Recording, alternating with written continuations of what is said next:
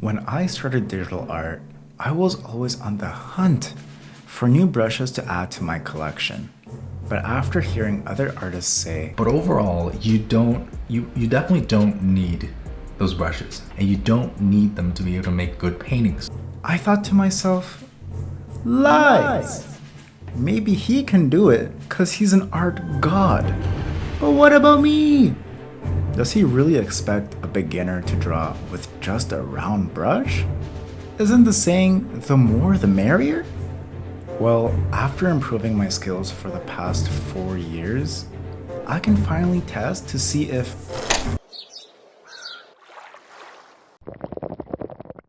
before starting this one brush challenge, I'm giving myself one rule. I can only use one brush, and I am able to use the erase and smudge tools, but it has to be the same brush. Now that the rules are set, I must choose a worthy warrior. I need a brush to be versatile. One that can draw, erase, smudge, one that can be big or small. One to do it all. I need the best brush for this challenge, and that can only be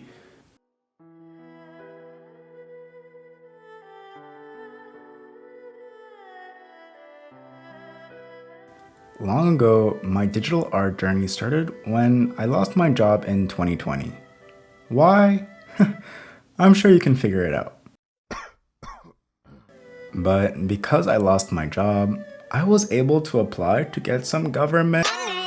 And the first thing I bought when I got that juicy check in the mail was a brand new iPad Pro and an Apple Pencil to go with it. Although 2K went down the drain, it wasn't my money. I needed a new iPad since my last one was so old. I couldn't even download Procreate because it stopped updating my iOS. I think it was stuck on like iOS 10 or something. Oh my god, I feel so old saying that. Anyways, finally getting my hands on my brand new iPad and launching Procreate, I had no idea how to use the app, and I remember feeling slightly overwhelmed and intimidated because I knew I had a long way to go. The best thing to do was, of course, go on YouTube and try to take in as much knowledge and advice as I could. After a few tutorials, I was ready to get my hands dirty and start drawing. But I was immediately stopped by the vast amount of brushes Procreate had to offer. Which one was the best one? Which one should I start with? And honestly, I don't exactly remember what I ended up choosing, but if you're a beginner or feel the same way, I'd say the best thing to do is to test all of the brushes. Once you do, create your own folder of your favorite brushes, so you don't have to go looking for them all the time. Now having tested over 500 brushes, the round brush is honestly one of my favorites. Which brush is your favorite? Comment below a brush you have to use when drawing. I'm curious to see how similar or different everyone's preferences are.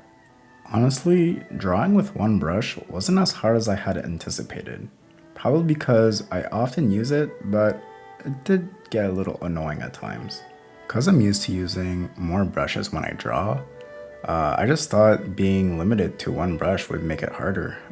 A tip that helped me use brushes was to pair the same brush you're using with the smudge and the eraser. With this trick, you can literally make like any texture, shape, design, you name it. Pretty much the rules I said at the beginning of the video.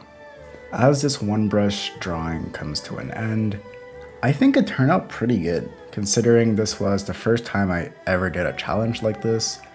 I would have liked to render it a bit more, but I'm trying to speed up my drawing process since spending 10 plus hours on a piece each time gets a bit exhausting for me.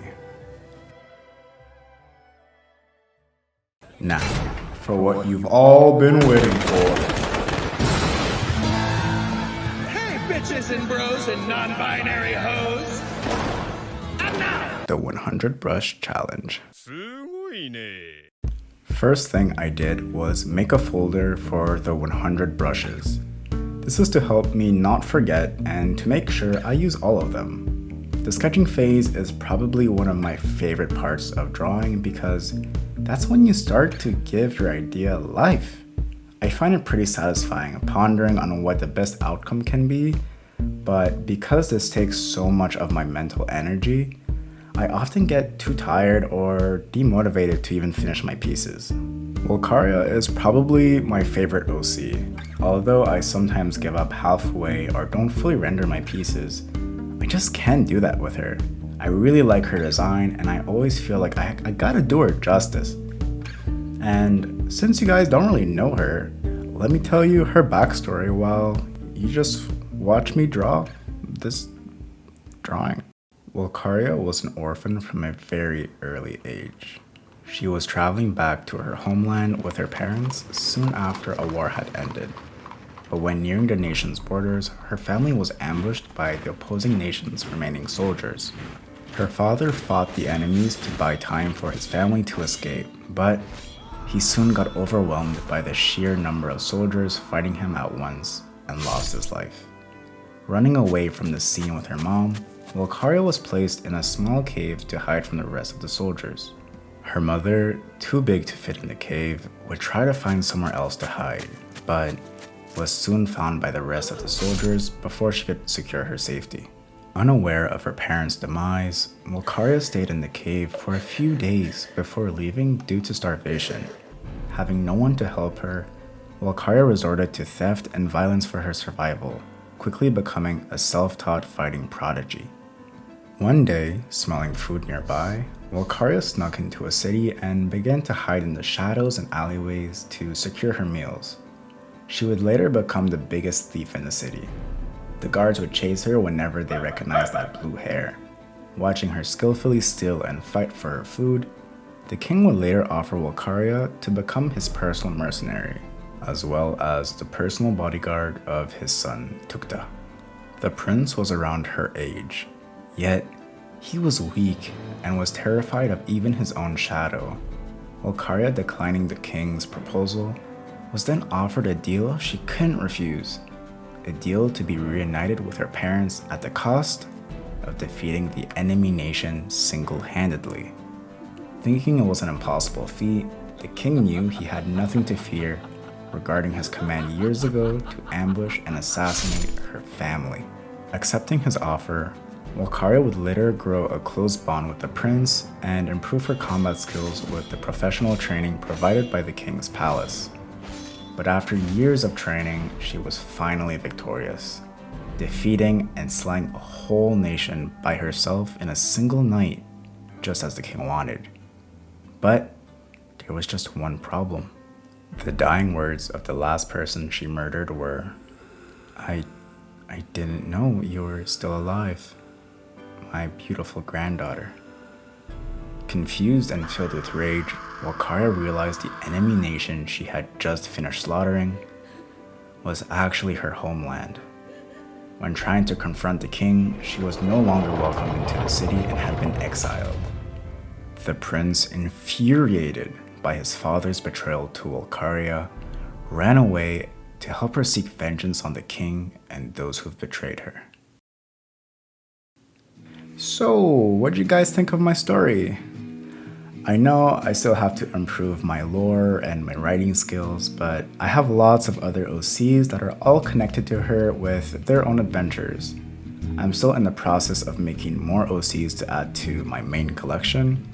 I want to make a group of weirdos, like weird and unique close friends, kind of like Team Avatar or the Straw Hat Crew. Feel free to comment down below some lore you might have for your own OCs. I'm really curious with what you guys came up with. And who knows, maybe in a future video, I can redraw your OCs while narrating their lore. I actually had a lot of fun during this challenge, and having to fit 100 brushes into this piece wasn't as hard as I thought. It may have been annoying at times, kind of like the one brush challenge, but it was still a learning opportunity for me. Plus, because of all the brushes I used, I was able to implement tiny details you will never see, like this one. Also, I can't really decide who won, the one brush or the 100 brushes. So please let me know what you think, who won down below. This vid was to prove that you don't need a lot of brushes to create your artworks. The magic doesn't come through the brushes, it comes through you. After all, a wand without a magician is just a stick. If you're feeling a bit sleepy after my story, then you should go watch my dream video. It's pretty good, but maybe I'm just biased. If you're curious about the 100 brushes I used and wanted to try this challenge for yourself, then check out my Patreon. It's already there waiting for you, and it's free! Besides that, all of my socials are down below. I also have a Discord, so feel free to join that if you want to share your art or just want to talk to some fellow weebs and artists. Lastly, I want to give a special thanks to Kofi Johnson and Adam Fox for being my very first Patreon members. It really means a lot. Anywho, have yourselves a lovely day. Bye!